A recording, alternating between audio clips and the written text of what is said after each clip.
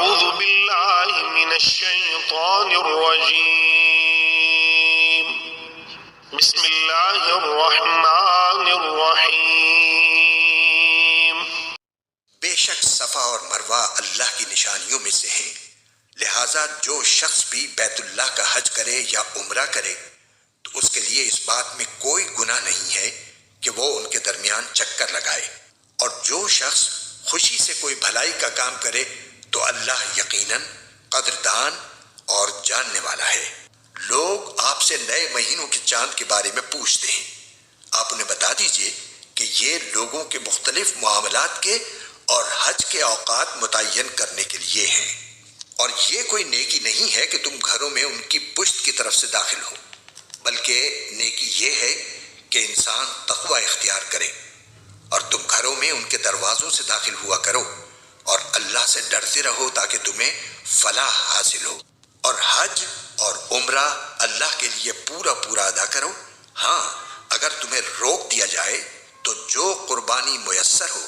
اللہ کے حضور پیش کر دو، اور اپنے سر اس وقت تک نہ منڈاؤ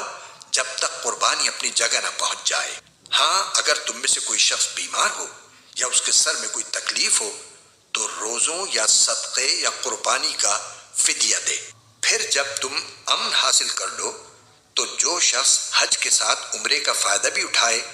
وہ جو قربانی میسر ہو اللہ کے حضور پیش کرے۔ ہاں، اگر کسی کے پاس اس کی طاقت نہ ہو تو وہ حج کے دنوں میں 3 روزے رکھے اور 7 روزے اس وقت جب تم گھروں کو لوٹ جاؤ، اس طرح یہ کل 10 روزے ہوں گے۔ یہ حکم ان لوگوں کے لیے ہے جن کے گھر والے مسجد حرام کے پاس نہ رہتے ہوں، اور اللہ سے ڈرتے رہو اور جان رکھو کہ اللہ کا عذاب بڑا سخت ہے۔ حج کے چند متعین مہینے ہیں، چنانچہ جو شخص ان مہینوں میں احرام باندھ کر اپنے اوپر حج لازم کر لے تو حج کے دوران نہ وہ کوئی فحش بات کرے، نہ کوئی گناہ، نہ کوئی جھگڑا، اور تم جو کوئی نیک کام کرو گے اللہ اسے جان لے گا۔ اور حج کے سفر میں زاد راہ ساتھ لے جایا کرو، کیونکہ بہترین زاد راہ تقوی ہے۔